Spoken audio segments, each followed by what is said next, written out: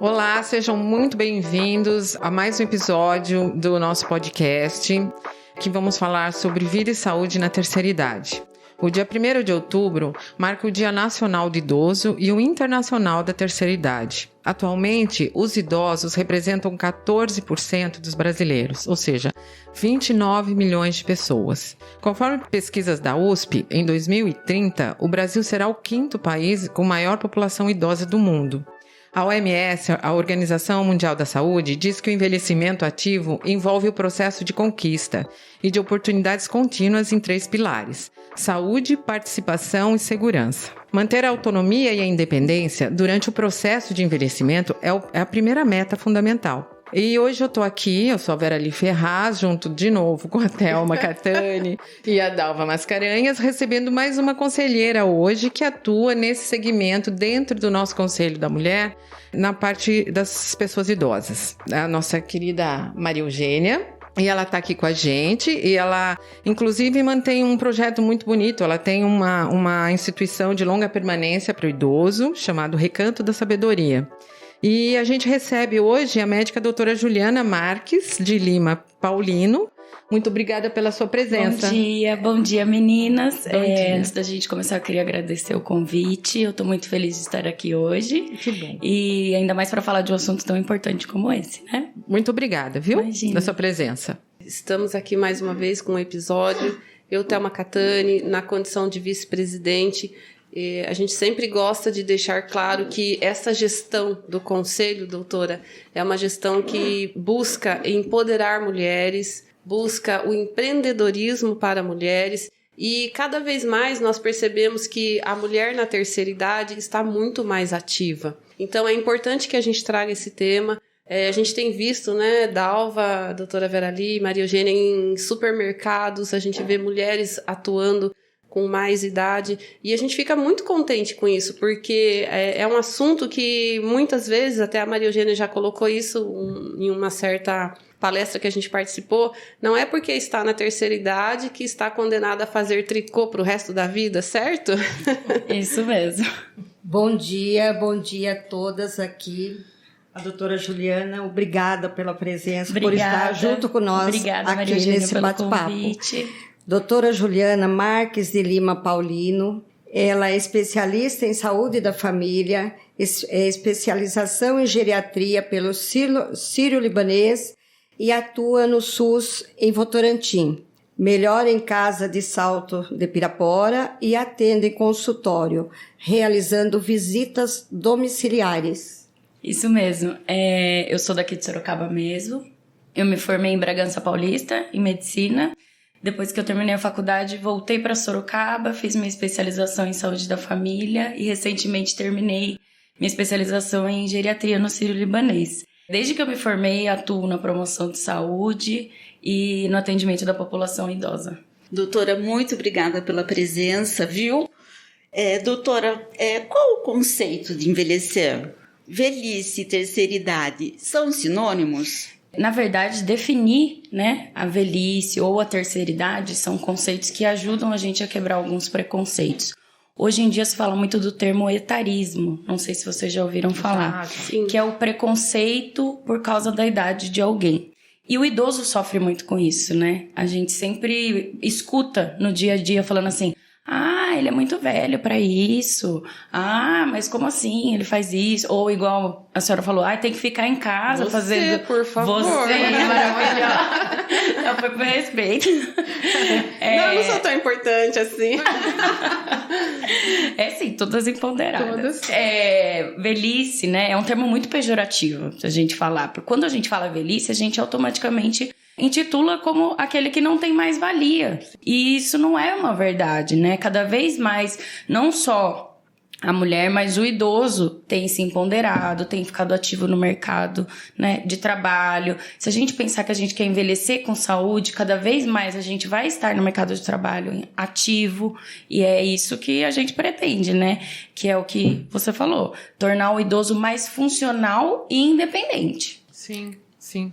Doutora, quais são as principais mudanças no processo do envelhecimento? Bom, são diversas modificações, né? Assim, no final da fase adulta que a gente fala. Então, existem mudanças na composição corporal, mudanças na massa óssea, principalmente a mulher pós-menopausa. Tem mais chance de ter osteoporose, né? Que a gente pode conversar mais pra frente. Tem diminuição da produção de colágeno. Por isso que a mulher gosta de fazer botox. Perde um pouco a elastina, né? A pele. Então, assim, a chance de ficar desidratada, de ficar com a pele ressecada, de machucar e já fazer um roxinho. Pode ver, essas senhoras mais idosas bate, já fica vermelhinho, né? E alterações cognitivas, a velocidade do processamento é um pouco menor, vai diminuindo a capacidade de prestar atenção em uma coisa focada, por exemplo, em um ambiente que tem diversos acontecimentos ao mesmo tempo. Além disso, tem as alterações sensoriais, visão, audição, nas mulheres mais ainda incontinência urinária. Tá. Doutora, aproveitando esse gancho, a gente sabe que com o envelhecimento vem junto doenças. E os fatores de riscos para essas doenças? Nós, enquanto não chegamos nessa famosa terceira melhor idade, a gente consegue prevenir esses fatores de risco ou não? É um processo natural, todo mundo vai passar? Existem os fatores modificáveis e os não modificáveis, né? Tem o histórico familiar, que realmente é difícil de modificar, a raça, a questão só de ser mulher. Infelizmente, nós já temos condições de ter mais doenças, né? Questão de hormônio. O estrógeno mesmo é um hormônio importante na questão da antioxidação, mas mesmo assim, ele ajuda a não dilatar de maneira suficiente as veias e artérias, o que aumenta a chance da gente ter aterosclerose, por exemplo, que é o entupimento das veias, né? O que é perigoso? O entupimento das veias e artérias dá infarto, dá derrame. Então, assim, fatores modificáveis que a gente pode fazer no nosso dia a dia, assim como não só para as doenças da terceira idade, mas doenças como pressão alta, diabetes. Evitar tabagismo, prática de exercício físico, cigarro, estresse, saúde mental é muito importante, né? Vocês ainda fizeram um episódio sobre o Setembro Amarelo, porque às vezes a gente deixa de lado essa parte, acreditando que a saúde mental não é tão importante quanto a física. E é tão importante quanto, não é verdade? Exatamente, assim, eu percebo que atualmente a gente precisa tratar a saúde mental, porque ela é que envolve todo o resto do nosso corpo, né? Então, é claro que todo mundo tem estresse, todo mundo passa por estresse, são situações que às vezes a gente não consegue contornar, mas temos que aprender a lidar com elas, né? Então, por isso que a saúde mental existe, para você entender como você faz diante de certas circunstâncias que a gente não pode mudar, mas a gente tem que enfrentar, né? Sim, e é importante, assim, para o idoso manter a autonomia e a independência, né, doutora? Sim, não só importante, como é uma meta para todo mundo, né? A independência, né, a autonomia é a habilidade de controlar os nossos desejos, as nossas funções. E a independência é justamente a capacidade de fazer isso. Então, o envelhecer saudável, o envelhecer ativo, que a gente fala, é justamente para não ficar dependente, não ficar numa cama. Lógico, tem algumas doenças que aumentam, né, a chance de ficar dependente, seja de familiares ou de cuidadores, mas o quanto a gente puder retardar isso é o ideal. E é importante, inclusive, desculpem interromper, exatamente a saúde mental por causa disso, porque se você perde a autonomia e você perde a sua liberdade, sim, e muita gente não gosta de depender dos outros, e aí isso te dá uma sensação ruim e acaba te deixando realmente triste, e aí acaba vindo a depressão e a falta de vontade, inclusive de ter de fazer alguma coisa para ter essa autonomia e liberdade, né? Então, e as pessoas assim que chegam nessa fase, que não sabem, procuram que especialidade? A sua, né, doutora, de geriatria? Porque tem uma gerontologia também hoje que é muito falada também, que tem a geriatria e a gerontologia. Explica um pouco para nós a diferença, o que é uma e o que é a outra, por favor. A geriatria é a especialidade médica, né? Especialista em diagnosticar, prevenir e tratar as doenças. O gerontólogo é mais voltado para a educação na geriatria. E o gerontólogo não precisa ser médico, né? Não necessariamente. Pode ser TO, psicólogo. Eu tenho uma colega que é dentista, ela é gerontóloga, nutricionista, exatamente, psicólogo. E isso é muito importante, porque se a gente pensar que a gente quer envelhecer com saúde, uma equipe multidisciplinar Faz toda a diferença, não só o médico. Para todo mundo, né? Inclusive, eu não sei se a rede pública tem essa possibilidade de apoio, porque eu acho super importante, né? Esse acompanhamento, porque depois de uma certa idade as pessoas sentem um pouco sem utilidade. Isso é muito triste. E é isso que daí causa essa falta de vontade de viver. Você percebe, às vezes, no conversar com o outro, né? Eu gosto muito de conversar com um idoso. Então, trabalhei na delegacia de idoso por 3 anos e então... Ai, desculpa, eu começo a falar muito disparate, fala que passar para quem precisa. Doutora, dessas doenças todas, quais são as mais comuns? Bom, as mais comuns da terceira idade, pressão alta, diabetes, osteoporose, tem as demências, a incontinência urinária. Dentre as demências, a mais comum é o Alzheimer. O Parkinson é um tipo de demência também. Transtorno ansioso, depressivo, né? Como você falou.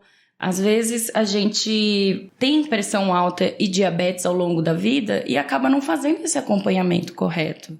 Não necessariamente porque você tem pressão alta e diabetes, eu tomo meu remédio certinho. Não, é importante fazer acompanhamento médico, realizar exames periódicos. E é possível, então, um tratamento? É possível.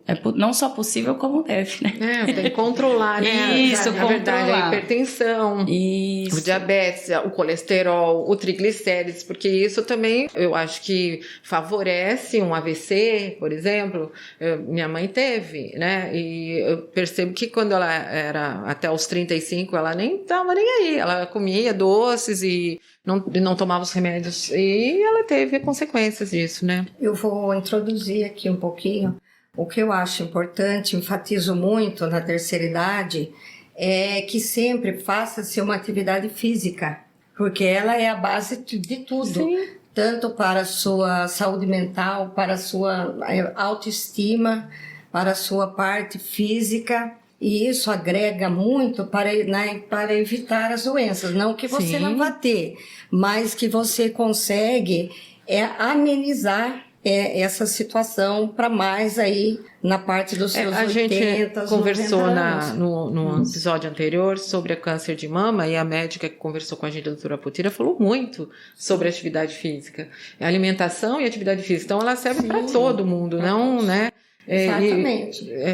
Dura é quem não gosta de fazer, né? Vai ter que é obrigado a fazer, nem que não queira. Doutora, quebrando protocolos aqui do nosso roteiro, eu quero aproveitar porque é uma situação que tem acontecido dentro da minha casa e eu gostaria de colocar porque eu acredito que muitas famílias estão passando por isso neste momento.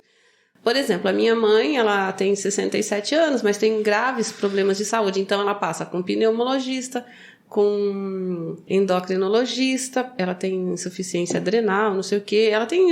E o que acontece? Passa com reumatologista, e já me falaram isso, eu queria que a doutora explicasse melhor se é isso mesmo, se é um melhor caminho. A reumato passou um medicamento para dor, codeína, e ela tem uma asma ferrada e o pneumo ficou muito bravo porque como é supressão da respiração, sabe assim? E daí me falaram assim, poxa, Thelma, tá na hora de você levar a sua mãe a um geriatra, porque ele vai ver tudo e se precisar, ele vai encaminhar. Facilita mesmo, porque ela toma tipo 20 remédios, daí dá interação medicamentosa. Eu acho que é um assunto importante porque às vezes os filhos trabalham, não sei o quê, e mal conseguem levar os pais, né, os idosos a um médico. Então, é esse o caminho mesmo? Por favor, doutora.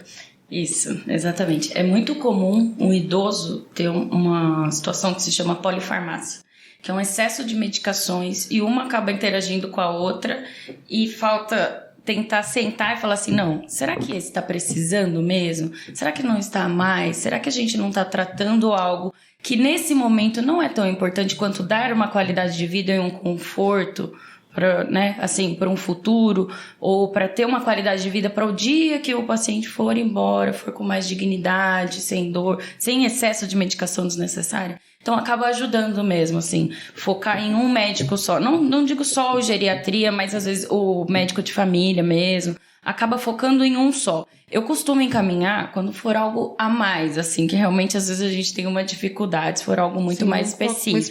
Uma especialidade, né, determinada. Né? Isso, exatamente. Mas assim, morbidades como pressão alta, diabetes, osteoporose, o Alzheimer, o Parkinson, a gente pode englobar tudo em um acompanhamento só.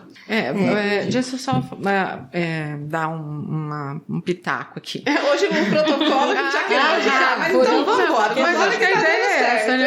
Na que verdade, assim, a Maria Eugênia falou sobre atividade física e eu entro aqui com a pergunta da sarcopenia, porque ela tem a ver com a musculação, né? Os músculos. E eu gostaria que a senhora pudesse explicar pra gente sobre a sarcopenia e a importância da atividade física nesse sentido. A sarcopenia, ela é uma doença caracterizada pelo aceleramento, vamos dizer assim, de perda de massa óssea. E a partir de quantos anos, mais ou menos? A partir dos 60 já começa, né? Com essa perda de massa óssea. Ainda tem um tempinho. Na verdade, a mulher pós-menopausa já tem mais chance de ter. Mas como que a gente consegue prevenir essa sarcopenia? Não são todos os idosos que vão ter ou todos os idosos que têm. São idosos normalmente fragilizados, que a gente fala. Então, a sarcopenia é essa perda de massa óssea... Massa magra. Massa muscular. Perda de massa. Perda de massa muscular e força. Por isso que a gente tem que fazer uma combinação dos exercícios resistidos e da nutrição adequada. O que é a nutrição adequada? Isso Proteína, ingesta de carnes, de ovos, de leite. Mas eu sou vegetariana. Então, a gente tem que fazer um acompanhamento melhor, mais rigoroso sobre isso.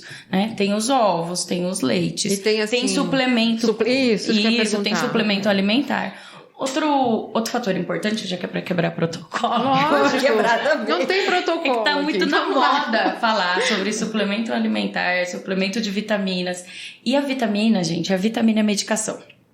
Que bom. Está havendo um exagero de excesso de uso de vitaminas, de consumo. Entendi. E tem várias vitaminas que elas não são excretadas pelo rim, pelo xixi. Então a gente tem que tomar cuidado. Sempre dosar as vitaminas no sangue antes da gente sair tomando qualquer uma. Ou seja, melhor ir ao médico, fazer exame. Aí ele vai tomar aquela específica. Qual deficiência. Sim, não é ir na farmácia, já acho que eu preciso. Na pandemia disso. mesmo, houve um excesso de suplemento com vitamina D. Não sei se vocês lembram disso. Eu cheguei a atender alguns pacientes, inclusive com déficit ou alteração de função renal por causa disso. Então, é importante a gente tomar muito cuidado com vitamina, porque é medicação vitamina. Eu vou fazer uma colocaçãozinha aqui na perda da massa muscular e também quando nós chamamos, doutora, na perda da parte motora dos membros inferiores, principalmente os idosos institucionalizados. Porque o que é um idoso institucionalizado? É um idoso que ele mora numa casa de longa permanência para idosos. Então, onde é recomendado muito, porque o enfermeiro também pode, além do médico, estar fazendo isso, a fisioterapia. O porquê? Para que se mantenha a força muscular, para que evite o atrofiamento dos membros. Para que ele tenha autonomia. Exatamente. É por isso lá, doutora Vera ali, que a senhora vê que a nossa pedagoga, ou a terapeuta, ela faz atividade física com eles. Mesmo os cadeirantes, eles têm como fazer uma atividade física. Isso depende muito do profissional que está acompanhando. Por exemplo, pular no bombolê. Ele vai ver, né, doutora, como é que está a parte do equilíbrio do idoso. Então, o idoso merece sempre, mesmo institucionalizado, que ele tenha qualidade de vida e tenha a sua autonomia, sempre, no máximo que ele puder. Por isso que eu sempre falo, o atendimento tem que envolver multidisciplinaridade, né? Não só o atendimento médico, mas o acompanhamento com fisioterapia na terceira idade é muito importante. Muito importante. Doutora, as causas da deficiência na terceira idade são semelhantes para homens e mulheres? São semelhantes, embora as mulheres sejam mais propensas a ter doenças, justamente por causa da menopausa, questão hormonal. Então, isso tudo acaba Os interferindo. homens têm também essa andropausa. E eles, nessa andropausa, assim, é só um parênteses, né? Apesar de sermos mulheres, mas eu acho que para todo mundo ouvir. Tem homens que ouvem também. Eles também têm essa perda hormonal? Tem. Mas não é tão violento como a mulher, isso, né? Exatamente. A liberação da proteína sexual, né, é diminuída. A síntese da testosterona. Então, acaba interferindo também nessa questão. Doutora. Sim. Prepare-se. Agora vamos começar com um assunto importantíssimo para nós. Um termo que, para mim, ontem conversando com a Dalva, eu falei, nossa, Dalva, em todos esses anos de indústria vital, eu nunca ouvi esse termo. O que é feminização da velhice? Bom, é quando em todo mundo, né, a população idosa aumenta. E a maior parte dessa população idosa são mulheres. E por que as mulheres vivem mais, então? Tem essa questão também, né, de ter mais chance de desenvolver doenças, mas essa questão justamente hormonal e cultural, né, de força, de acompanhamento médico, acaba sendo mais cultural esse autocuidado nosso também. Infelizmente, isso eu já não acho muito bom, né? O homem acaba não indo tanto no médico quanto a mulher. Pra prevenir, Às né? vezes o homem, a população masculina vai quando a mulher fala pra ir ou quando já tá com alguma doença mais agravante, né? Após os 60 anos, as mulheres ainda precisam procurar o ginecologista? Precisam, é importante. Mesmo que não tenha uma vida sexual ativa. O que é uma vida sexual ativa? Quando tem relação 2 vezes por mês, no mínimo. Importante também, já que é para quebrar tabus, vou falar sobre isso. Se a gente está envelhecendo com saúde, a gente também tem que pensar na sexualidade do idoso, que ainda é um tabu e a gente não fala quase. Entra até aquele termo que eu falei no começo do podcast, do etarismo. A gente fala assim, esse vozinho, essa vozinha não tem relação, né? Não namora. E não necessariamente. Se a gente está envelhecendo com saúde, a gente também tem que ter uma educação sexual melhor. Então, sim, tem que procurar o ginecologista, tem que fazer exames preventivos, não só, né, de Papa Nicolau, mas também exames de ultrassom, mamografia, porque acaba prevenindo câncer de mama, câncer de colo de útero, câncer de vulva. Bom, já que a gente está falando em sexualidade na terceira idade, eu queria saber, doutora, se a menopausa, porque a gente sabe que ela começa ali em torno, algumas mulheres mais cedo, em torno dos 40, outras 50, enfim. Ela continua fazendo parte da terceira idade?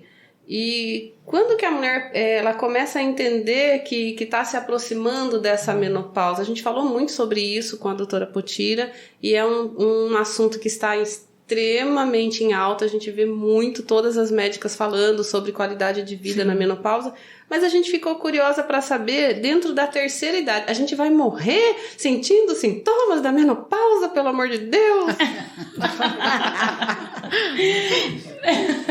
Não necessariamente. Existem 2 termos, né? Importante que é bom a gente diferenciar. Eu não sei se a doutora chegou a comentar sobre isso, mas acho que sim. Sobre menopausa e climatério.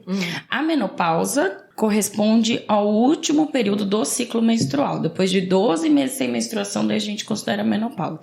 Quais são os sintomas? Calafrio, os fogachos, assim, principalmente da região do tronco para cima, irritabilidade, dificuldade de sono, secura vaginal, perda de libido, isso tudo tem na menopausa. O climatério é o período de transição entre a menstruação e a menopausa. Então, vamos dizer assim, a menstruação fica bagunçada e tem todos os sintomas da menopausa junto. E a gente vai na terceira idade, na quarta, na quinta, no além, não, doutora? É isso, doutora? Podemos tratar a menopausa. Se os fogachos, né, foram muito intensos, dá pra gente tratar a irritabilidade, essa questão em relação ao sono. Não são todas as mulheres que podem fazer terapia de reposição hormonal, apesar da terapia de reposição hormonal ser muito boa para os fogachos. E quem pode fazer essa reposição, quem não pode? Para quem é indicado e para quem não é?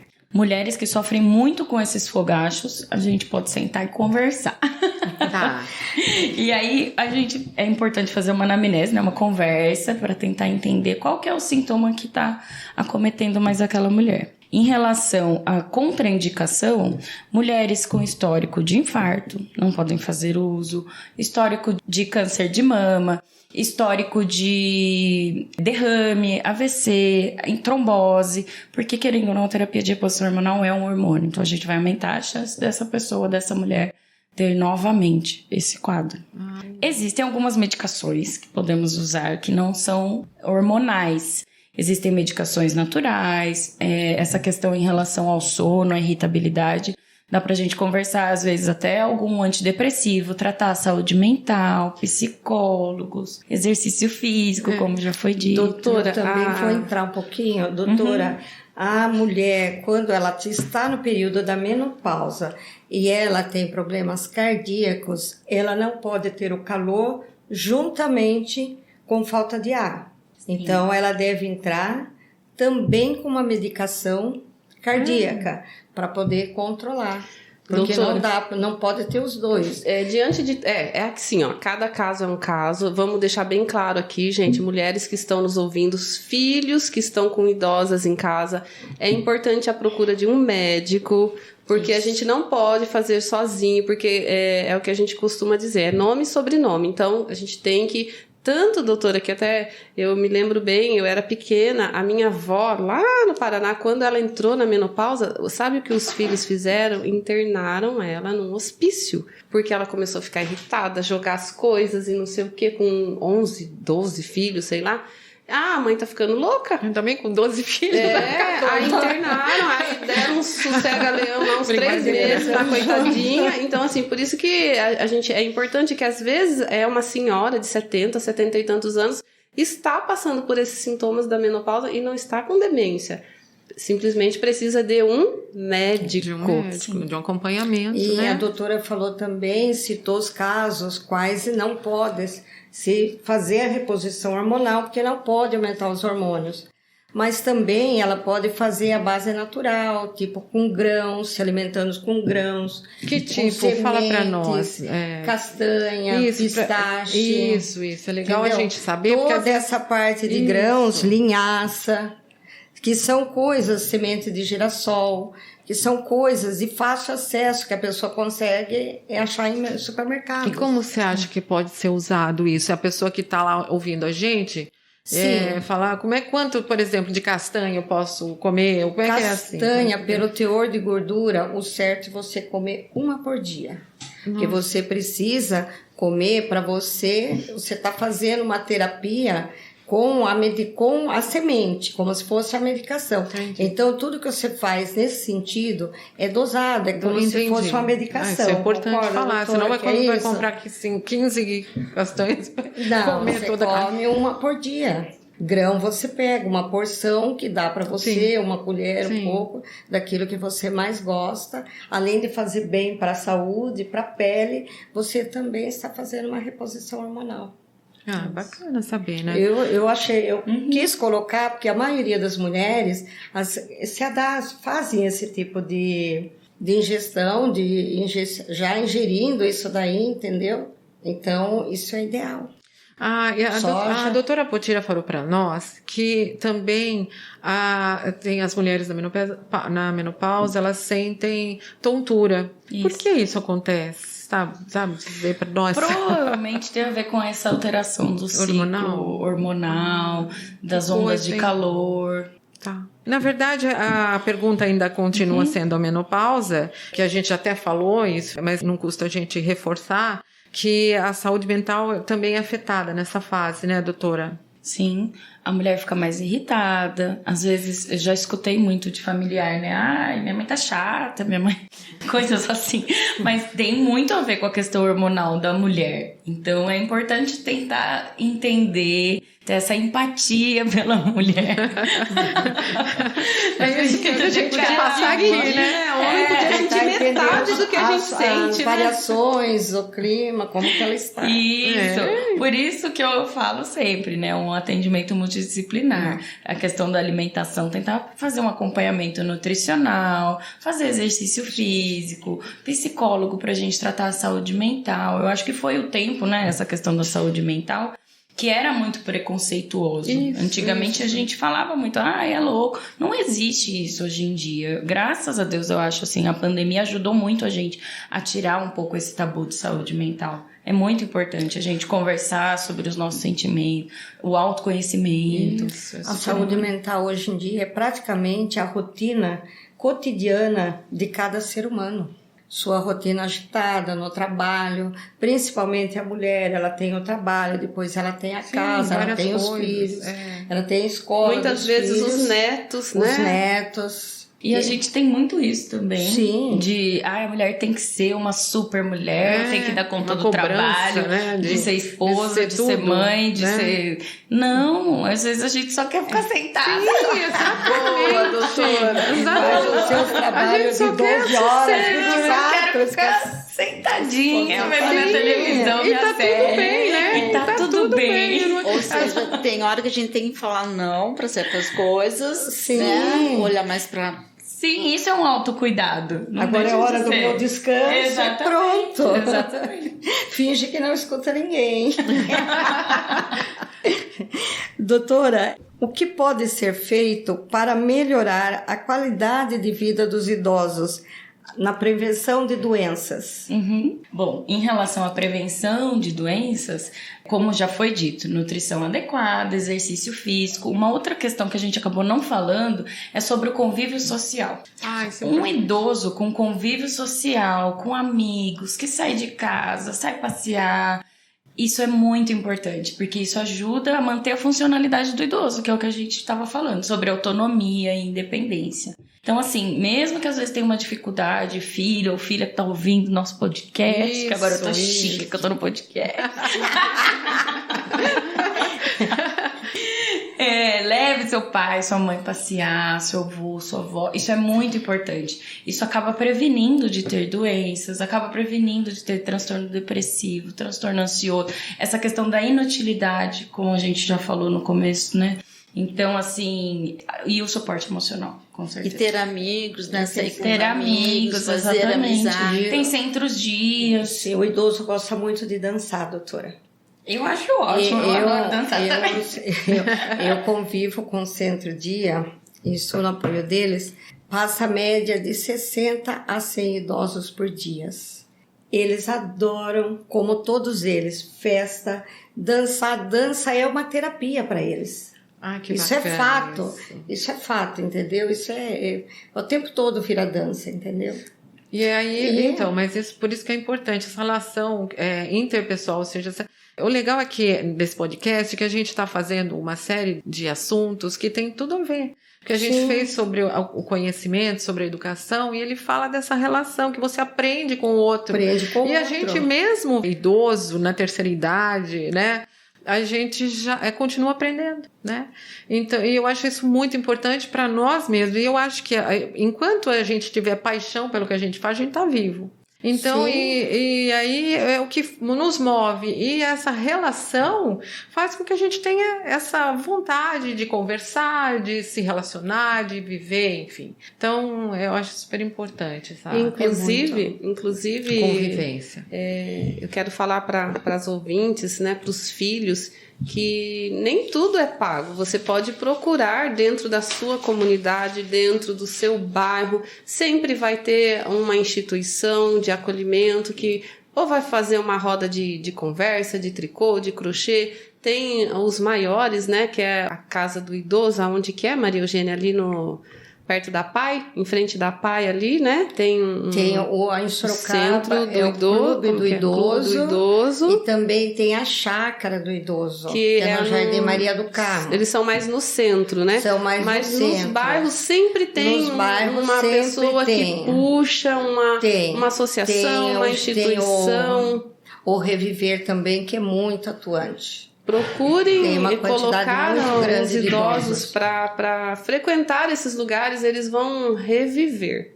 A gente percebe a diferença.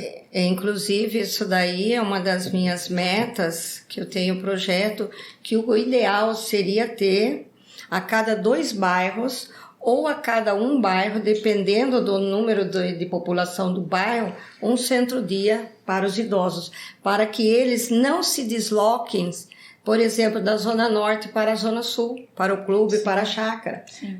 Entendeu? Além de muitas vezes não tem um familiar tempo, que pode levar e muito menos condições de andar de ônibus, né?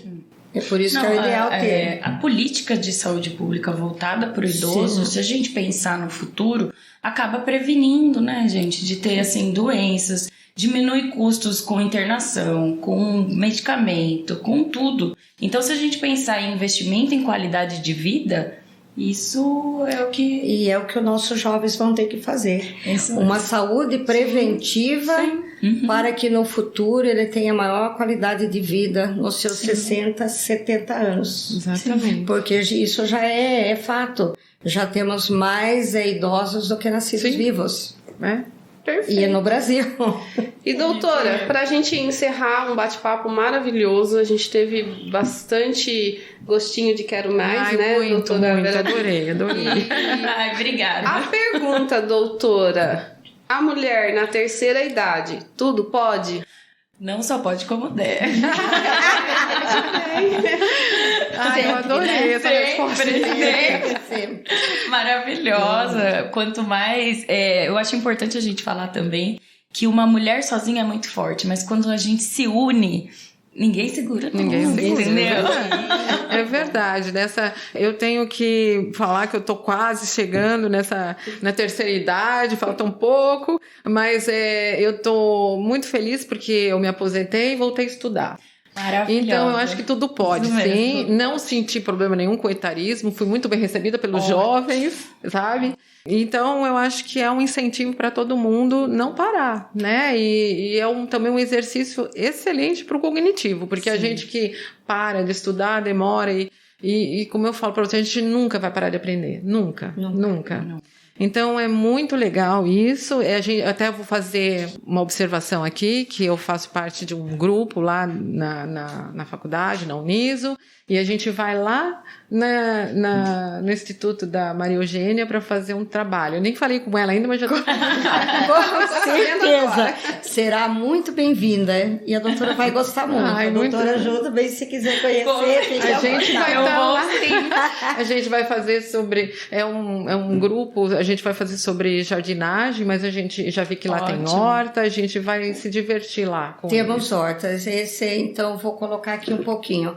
Quando eu montei Recanto da Sabedoria, foi um TCC de curso Auditoria em Serviço de Saúde, tudo baseado na RDC 283.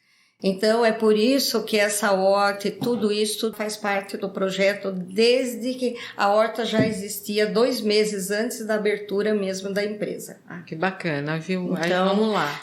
Leguminosas nós não compramos. Então, a horta é sustentável. E olha só, uma alimentação boa para a terceira idade, né? Sim. Né? Tudo que nós podemos... Fora o estímulo. Que nós podemos produzir lá, nós produzimos lá.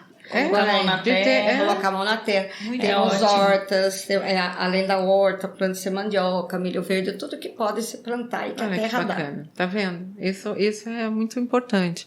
E ali, agora, só para encerrar, a gente tem os idosos, né? Já estou me incluindo neles. A gente tem vários direitos, né, Dalva? Fala aí um pouquinho dos direitos pra gente. Os idosos têm direito a atendimento preferencial, acompanhante em hospitais, medicamentos gratuitos, transporte público, vaga especial para estacionamento e também a tramitação prioritária em processos, né? Isso é legal, né? Sim, tem que ter consciência disso. E outra coisa, acho que é importante falar sobre o Estatuto do Idoso, que eu trabalhei 3 anos na Delegacia do Idoso e muitos não sabem os direitos que têm. Então, ele pode ser denunciado, qualquer maus tratos, enfim. O Estatuto mesmo, ele existe para que o idoso entenda dos seus direitos, do que ele precisa, saber que tem crime contra ele, se ele for maltratado, se usarem o seu dinheiro, o seu patrimônio. Então, é a Lei 10.741 e tem uma delegacia do idoso aqui em Sorocaba, que fica no Campolim, na mesma sede do 3º DP. E espero que ninguém precise, mas é uma informação interessante. Gente, eu vou aqui entrar com uma dica que muitos idosos também não sabem. Existe um programa na rede pública que, se o idoso ele for cadastrado no posto de saúde do seu bairro, ele consegue agendar uma consulta por telefone, mas ele precisa ser cadastrado no posto, senão não tem como. A maioria não sabe, às vezes liga, diz que não consegue marcar, não consegue porque está faltando fazer o cadastro. Mas esse telefone é divulgado, Maria Eugênia? Como que o idoso vai ter acesso a esse número de telefone? Eu sou cadastrada na UBS do meu bairro. E esse telefone... Para onde eu ligo? Você liga para na UBS... Não, você tem que ligar na UBS para você fazer a consulta se você for cadastrada. Tá, então a UBS é que vai agendar a consulta a UBS por telefone. Que vai. Todas Sim. as UBS de Sorocaba têm esse serviço. É para ter, porque o programa existe na rede então pública de cabe aí Sorocaba. a gente dar uma conferida nessa informação. Parte do conselho, né? Sim, Vamos lá resolver isso aí. Cobrar, aliás, fiscalizar. Gente, eu tenho que muito agradecer você, doutora. Uma graça de pessoa muito simpática, adorei. Acho que eu vou lá ser sua paciente. Eu acho. Vamos todo mundo envelhecer com saúde, ativo, independente. Doutora Vera, ali, Total. eu vou voltar um pouquinho porque eu achei que é importante devido à observação da Thelma. Desculpem. É sobre a medicação gratuita. Quando tem na rede, se não tiver na rede, as farmácias que têm o cadastro de farmácia popular, principalmente os diuréticos padrão, também são gratuitos, desde que se faça um documento, Se cadastre. reconheça a firma em cartório e leve na farmácia. Tá. É pego a medicação a cada 10, 12 dias. São informações pequenas, Sim, mas às vezes é ajuda, importante. porque o idoso às vezes precisa e não tem como acesso. comprar. Sim, sim. Então, agradeço também. Imagina. Quer falar mais alguma coisa, Maria? Eu acho que não, porque esse é um assunto também extenso. Extenso, Tem né? A gente muita pode fazer coisa, muitas outros, perguntas. né? Fica para a próxima. Tá bom, doutora. a gente imagina, a gente faz, se Deus quiser, mais alguns aí sobre esse assunto. Então, quero voltar o agradecimento a você, Maria Eugênia, que está aqui com a gente. Obrigada, doutora. Obrigada, Dalva. Obrigada, Thelma. E obrigada a todos da Câmara, que sempre muito dispostos a ajudar a gente aqui a participar desse projeto. Obrigada mesmo. Eu agradeço a oportunidade. Imagina, foi muito Obrigada, bem-vinda. E o próximo, doutora? Qual o Obrigada. assunto do próximo? No próximo a gente vai tratar sobre o uso de entorpecentes, né, substâncias psicoativas, os seus efeitos na nossa sociedade. É um tema também muito importante, que infelizmente o número de usuários é grande, então é bom que a gente saiba quais são as drogas, como identificar quem usa, os pais, vai ser bem legal. Acompanhe a gente aí.